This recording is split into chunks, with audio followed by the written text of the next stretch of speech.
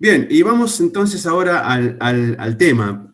Les traigo también, antes de empezar, porque me olvido, les traigo muchos saludos de la iglesia en donde nosotros nos congregamos aquí en Santiago, en la calle Chaurren. De hecho, Eduardo ha estado con nosotros en varias oportunidades, y Dios mediante estará con nosotros el próximo domingo también, así que lo mío es un poco pagar un poquito de la deuda que hemos contraído por robarles ahí a Eduardo. Si no lo ven a Eduardo el domingo que viene es porque está con nosotros, eso es así, se los aseguro. Bien, entonces ahora vamos al tema. Miren, yo sé, estamos viviendo tiempos complejos, ¿no? Esto de la pandemia nos sorprendió a todos. Yo no les conozco a todos, pero estoy seguro que todos estamos pasando por algo.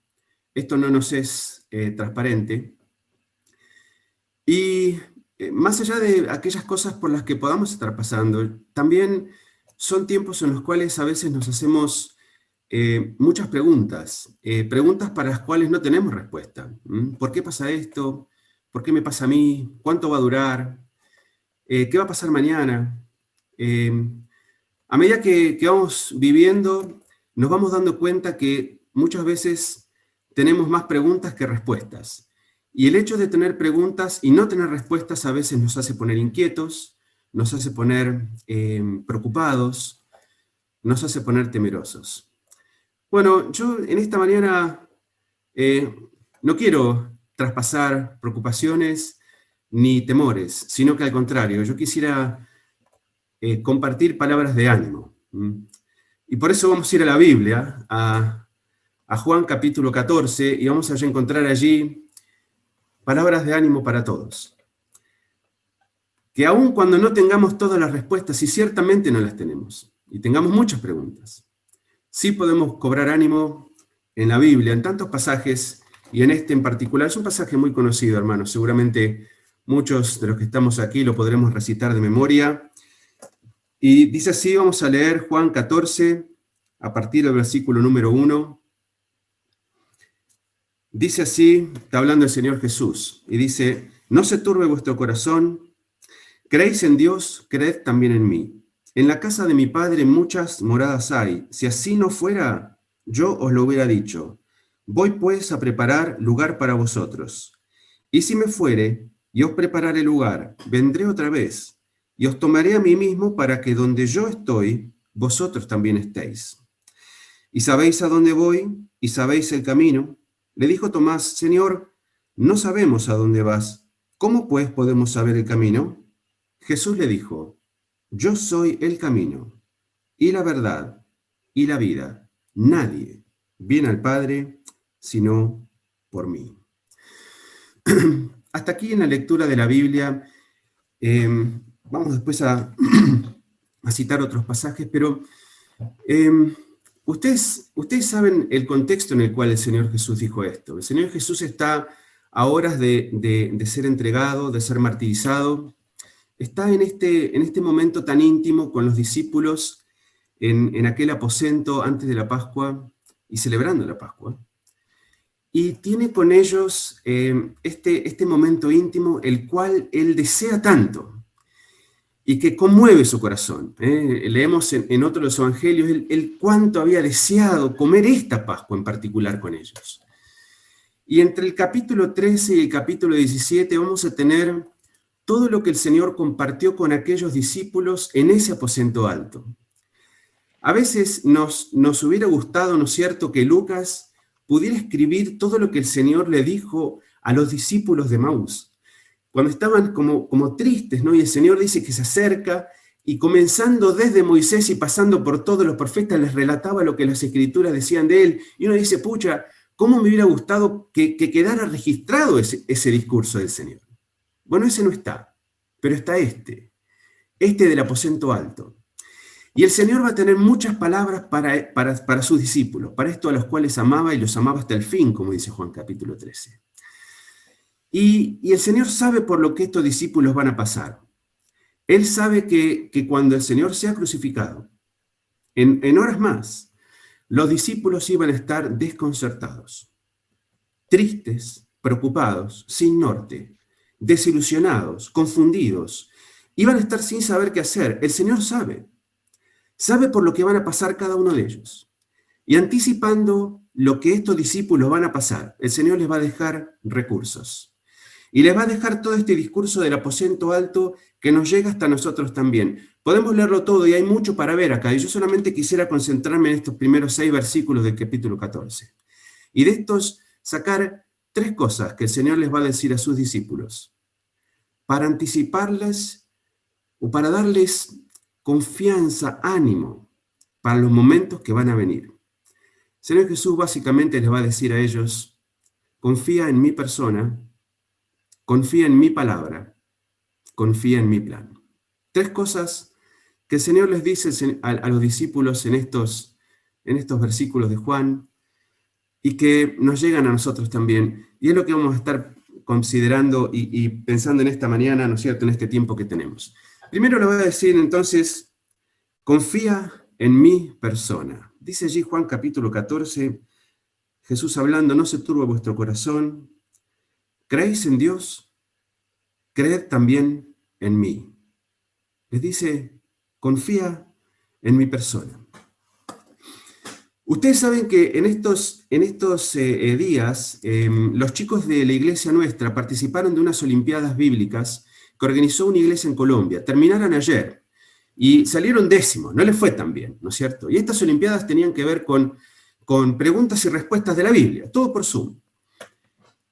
Cuanto más aciertos tenías de las preguntas de la Biblia, ganás. Y estas cubrían distintas temáticas, es decir, había historias bíblicas, eventos bíblicos que los chicos tenían que estudiar para luego responder.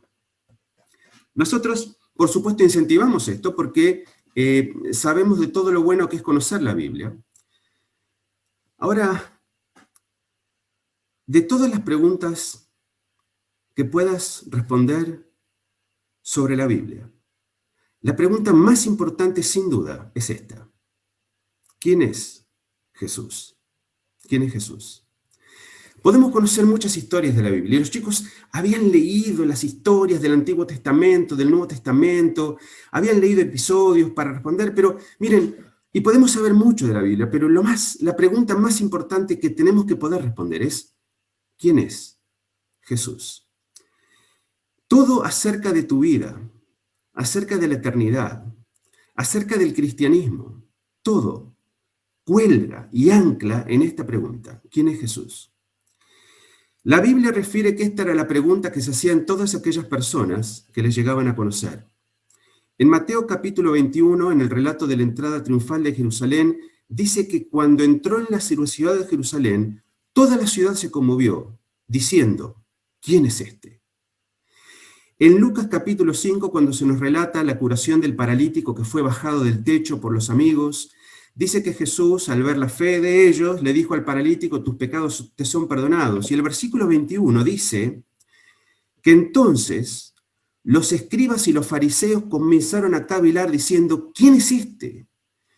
Que habla blasfemia, dice que puede perdonar pecados, si no solo Dios puede hacerlo. En Marcos capítulo 4, cuando encontramos el relato de cuando Jesús calma la tormenta, vemos que aún sus propios discípulos, que ya le conocían, al verle calmar la tormenta y el mar con tan solamente su palabra, y en un instante, dice que temieron con gran temor y decían el uno al otro, ¿quién es este? Que aún el viento y el mar le obedecen. Este carpintero de Nazaret, que había vivido errante en los últimos 3 años aproximadamente, sin un lugar donde recostar su cabeza, en este momento, en este aposento alto, a este grupo de discípulos les va a dar esta verdad tan extraordinaria y tan difícil de asimilar. Él les está diciendo que era Dios. Les dice, si creían en Dios, debían creer en Él. Él se estaba haciendo a sí mismo igual a Dios. Ahora, esta no era la primera vez en la cual Jesús hacía estas declaraciones acerca de sí mismo. Cuando vamos a Juan capítulo 5, dice en el versículo 18, aclara la Biblia, que los judíos procuraban matarle porque el Señor declaraba que Dios era su Padre, haciéndose igual a Dios. En ese mismo capítulo 5, más adelante, entre los versículos 19 al 29, el Señor Jesús declara ser igual a Dios en varios atributos que son solamente exclusivos de Dios el Padre. Él dice que es igual a Dios en poder, en conocimiento, en dar vida, en juzgar. En Juan capítulo 8 dice el mismo Señor que existe desde antes de Abraham, porque dice, antes que Abraham fuese, yo soy. Y en el capítulo 10, él declaró ser uno con el Padre. Dijo en el versículo 30, yo y el Padre uno somos.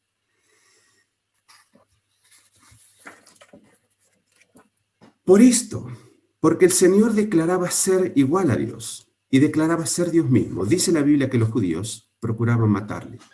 Los judíos creían en un único Dios, el Dios creador, el Dios soberano, el Dios eterno, el Dios todopoderoso, el Dios santo. Este era el Dios de los judíos. Pero ahora el Señor Jesús les está diciendo que si creían en ese Dios, tenían que creer en Él también. Él está haciéndose igual a Dios, se está haciendo Dios mismo. Y por si quedaba alguna duda de lo que el Señor Jesús les está diciendo acá en Juan 14:1, más adelante en el relato, en el versículo 9, cuando Felipe le dice, Señor, muéstranos al Padre, nos basta, Jesús le va a decir, Felipe, tanto tiempo hace que estoy con vosotros y no me has conocido. Y le dice, el que me ha visto a mí, Felipe, ha visto al Padre. Ahora, esto es lo que el Señor Jesús declaraba acerca de sí mismo. Él decía ser igual a Dios. Pero es cierto que uno a veces puede decir lo que uno quiera, ¿no es así? Todos podemos hablar cosas y el tema es que nos crean. Bueno, la Biblia está no tan solamente, no solo registra lo que el Señor dijo acerca de sí mismo. La Biblia también registra lo que otros dijeron acerca de Él. Y este mismo evangelista Juan, miren, acá podríamos extendernos mucho. Pero este mismo evangelista Juan, que en aquel aposento alto no entendió del todo lo que el Señor Jesús estaba diciendo, al igual que los otros discípulos, este mismo evangelista que entendería después de que Jesús resucitara, al igual que los otros discípulos, y cuya vida sería definitivamente transformada con el Espíritu Santo allí en Pentecostés, al igual que los otros discípulos también. Este evangelista, este mismo discípulo, está escribiendo su evangelio unos más o menos, ustedes saben, 50 años después de que el Señor Jesús resucitara.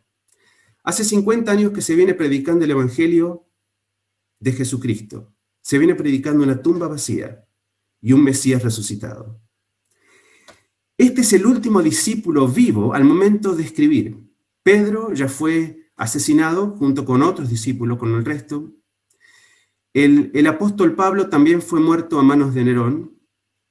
Juan es el último discípulo con vida al momento de escribir. Y esto es importante porque si todo hubiera sido un cuento, si todo hubiera sido una mentira, este sería el momento de Juan de aclararlo, ya próximo a morir. Este sería el momento para que Juan dijera, miren, la verdad, dijimos algunas cosas, pero no quiero cargar con esto, y bueno, en realidad todo lo inventamos, pero lejos de ser así, este apóstol moribundo está más comprometido que nunca con las cosas que han predicado los últimos 50 años.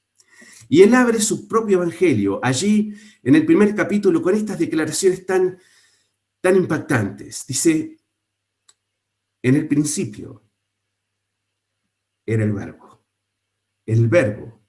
era con Dios, el verbo era Dios.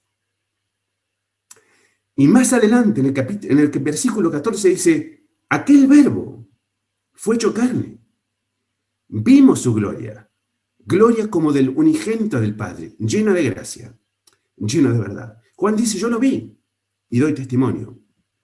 Cuando Juan está terminando su evangelio, en el capítulo 20, él dice, hizo además Jesús muchas otras cosas que no están escritas en este libro, pero estas que están escritas en su evangelio, los que yo escribí, dice Juan, estas fueron escritas con un propósito, para que creáis, que Jesús es el Cristo, el Hijo de Dios, y para que creyendo tengas vida en su nombre.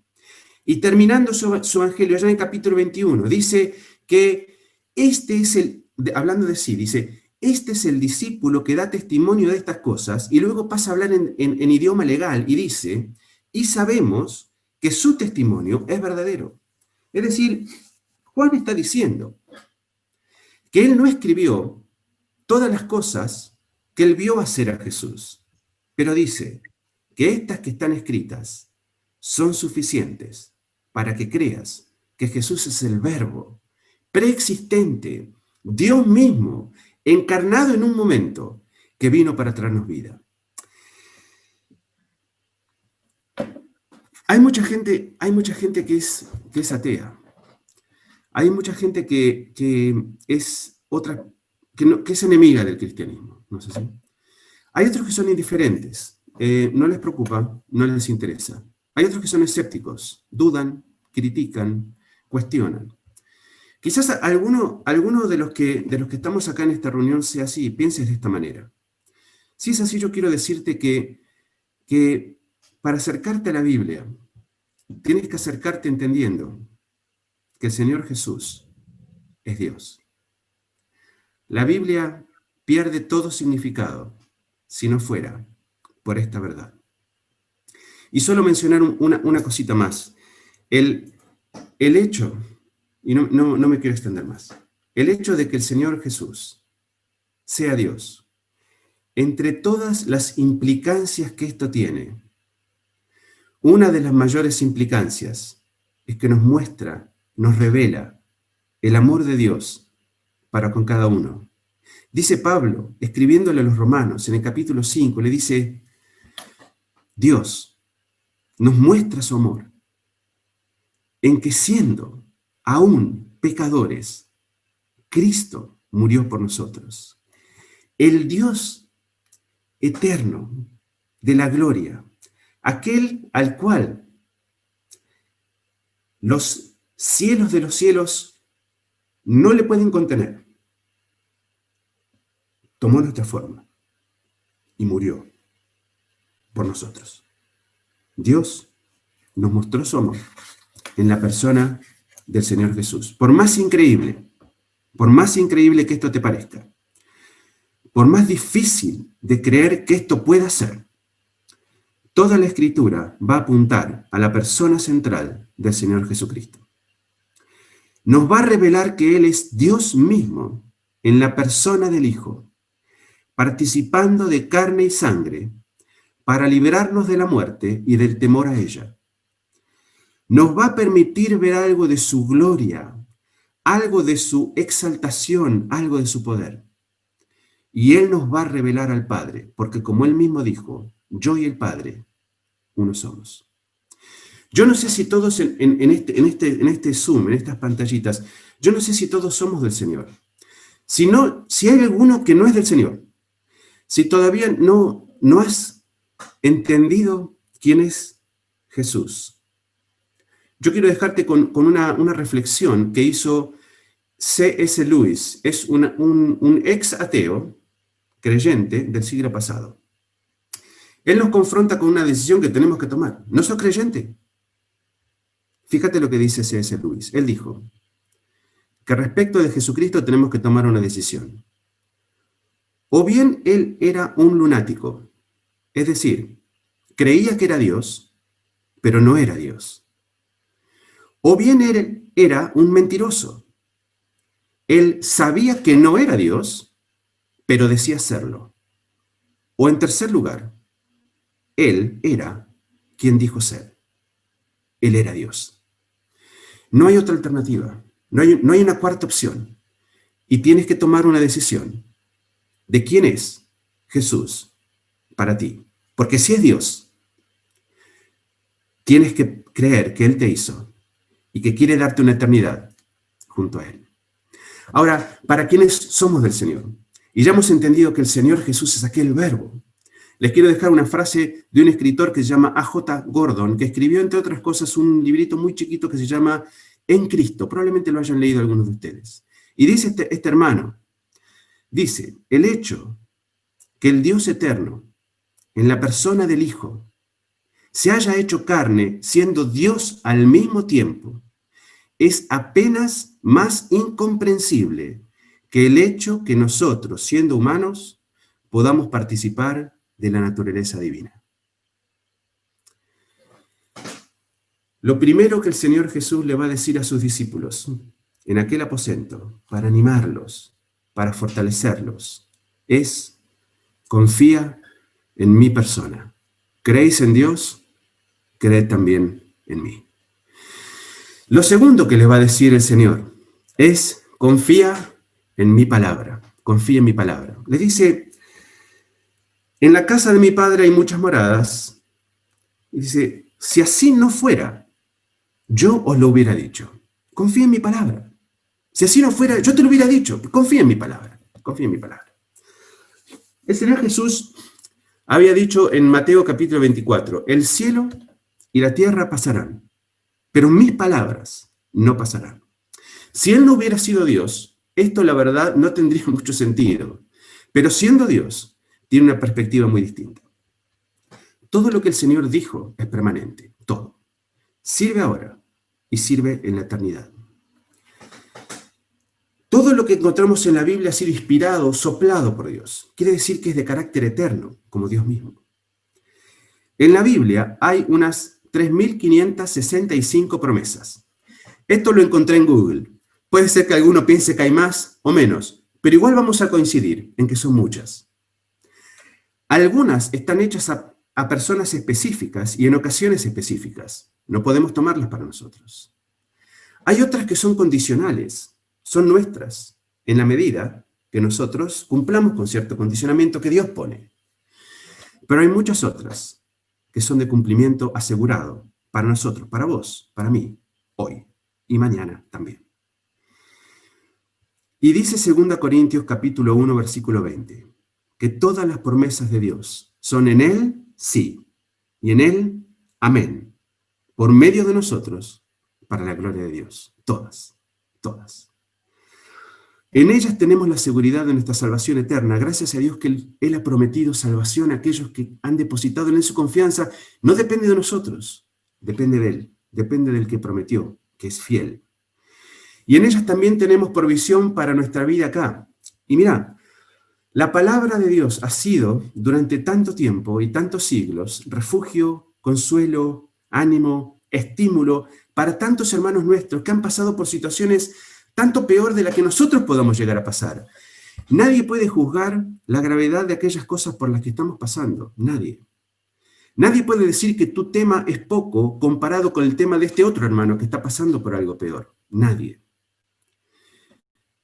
Pero para tantos hermanos nuestros, la palabra de Dios ha sido de refugio y lo sigue siendo para nosotros también.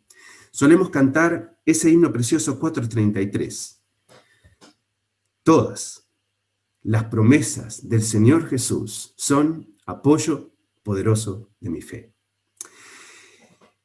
Hay algunos que piensan que los cristianos tienen una fe ciega, ¿no es cierto? Una esperanza que se basa en una fe ciega y que es tan solamente un convencimiento psicológico para tratar de abstraerse de la realidad y superarla. Algunos piensan así, quizás tú pienses así, quizás hay alguno acá que piensa que el cristiano tiene una fe ciega, furiosa, fanática, sin fundamento, que solamente sirve para evadirse.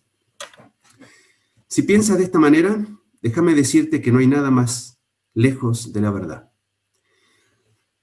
En la Biblia encontramos, en Romanos capítulo 10, versículo 17, que la fe viene por el oír, y el oír por la palabra de Dios. Quiere decir que para los que más o menos algo de matemáticas saben, la fe viene por la palabra de Dios. La palabra de Dios presenta a Jesucristo. Esto no lo digo yo, esto lo dijo Él mismo. En Juan capítulo 5, versículo 39, el Señor Jesús le dice a los judíos: escudriñen las Escrituras, a vosotros os parece que en ellas tenéis vida eterna, y ellas son las que dan testimonio de mí. La palabra lo revela el Señor.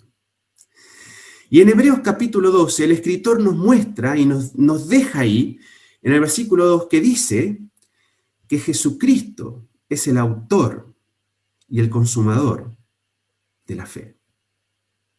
Entonces, si juntamos esto, Romanos 10:17, Juan 5:39, Hebreos 12:2, lo juntamos. A través de la palabra escrita podemos conocer a la palabra encarnada, al Verbo, a Jesucristo.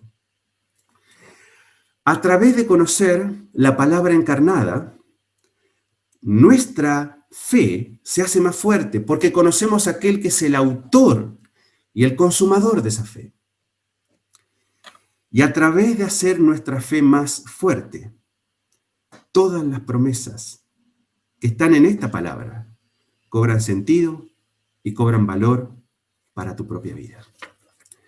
Yo quiero invitarte a que sea lo que seas que estás pasando, te puedas aferrar a las promesas de Dios. Y para ello te puedas aferrar a la palabra de Dios. Y la puedas leer y escudriñar y meditar y guardar. Echa mano de las promesas. El Señor Jesús le dijo a sus discípulos, confía en mi palabra. Y en tercer lugar, y ya para terminar, el Señor Jesús le va a decir a los discípulos también, confía en mi plan. Le dijo, confía en mi persona, confía en mi palabra. Le va a decir ahora, confía en mi plan. Le dice Tomás, Señor, no sabemos a dónde vas, ¿cómo podemos saber el camino? El Señor Jesús le dijo, yo soy el camino, yo soy el camino.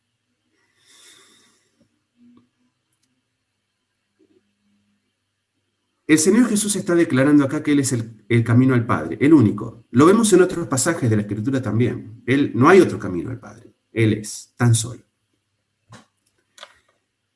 Y sabemos que el Señor Jesús vino a reconciliarnos con el Padre. Estábamos muertos, Él vino a traernos vida.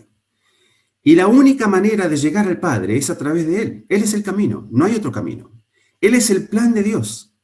Él es el plan de Dios que fue diseñado desde antes de la fundación del mundo. Ya estaba diseñado que Él iba a ser el Cordero que nos iba a rescatar. Él es el plan. Y es cierto que acá el Señor Jesús está haciendo referencia a esto, acerca de lo que sería nuestro plan para salvación.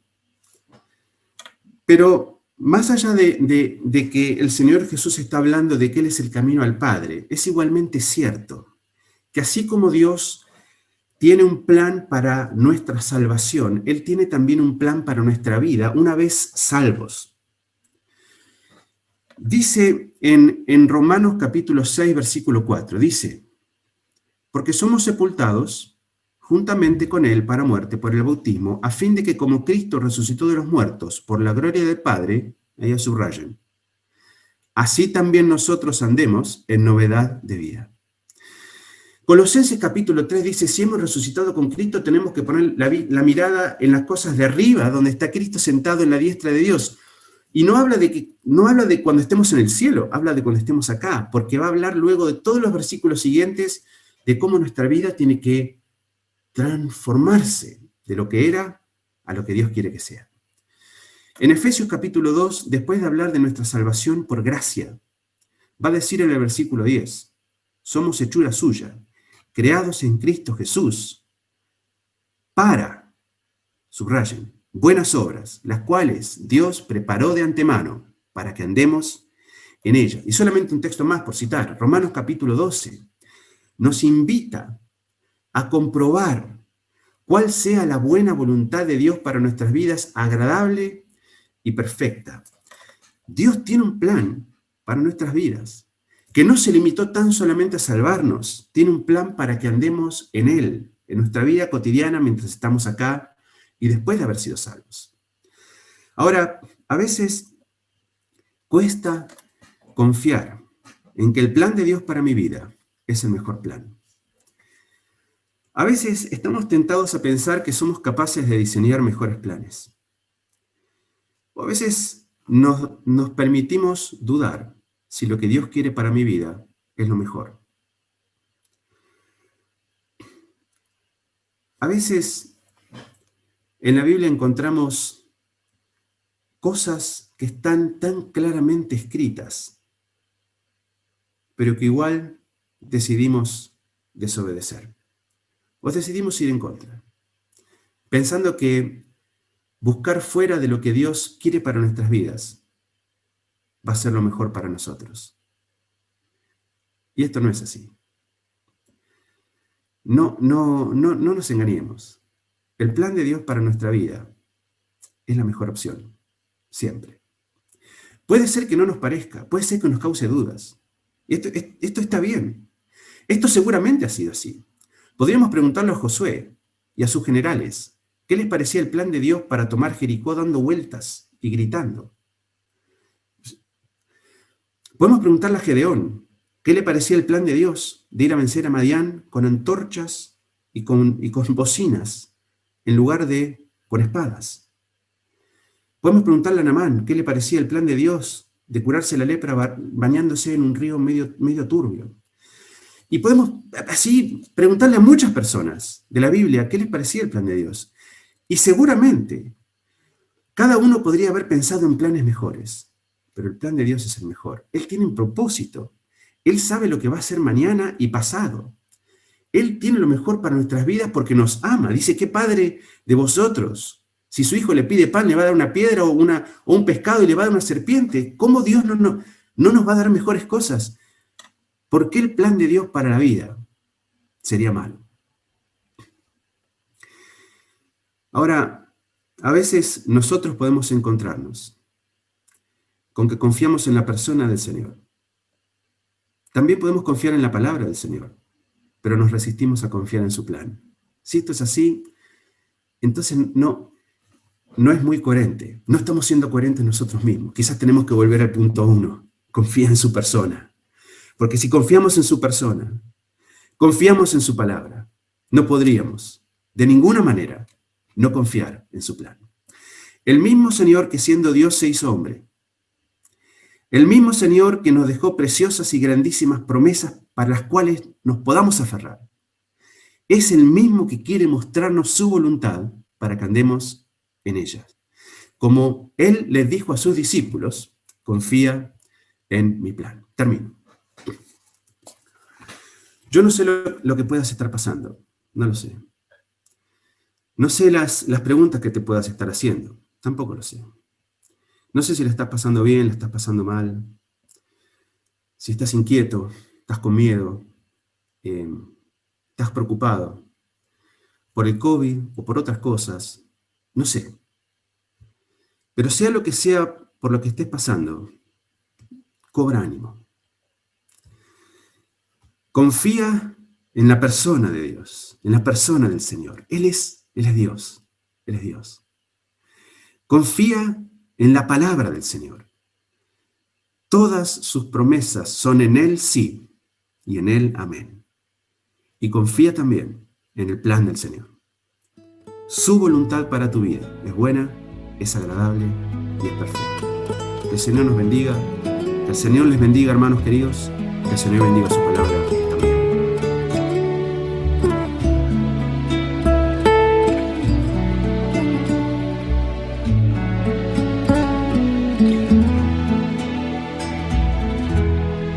No es como yo, aunque se haya hecho hombre y le llame por su nombre.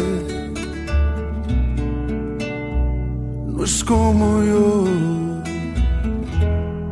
no es como yo, aunque en todo fue tentado. Él es limpio y sin pecado. No es como yo,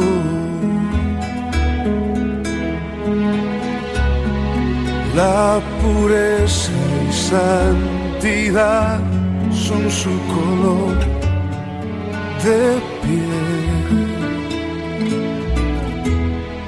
No es como yo, Él es santo y es perfecto, es sublime y es eterno.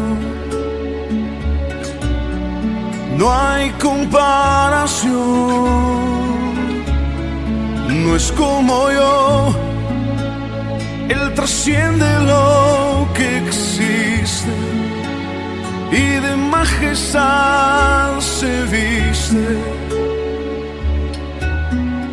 No hay comparación, no es como yo, aunque se haya hecho carne y mi hermano él se llame. No es como yo, no es como yo. En el cielo está su trono, su poder lo llena todo. No es como yo.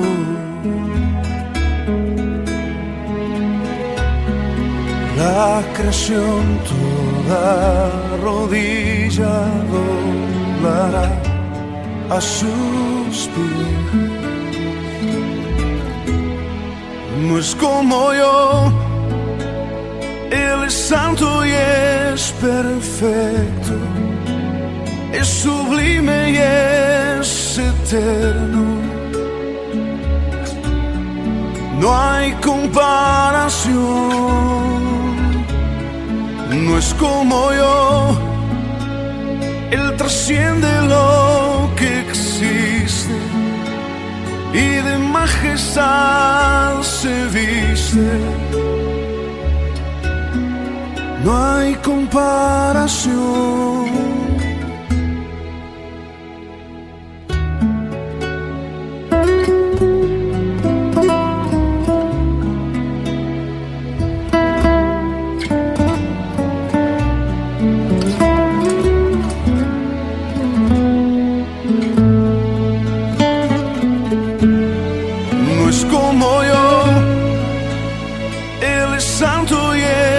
Perfecto, es sublime y es eterno.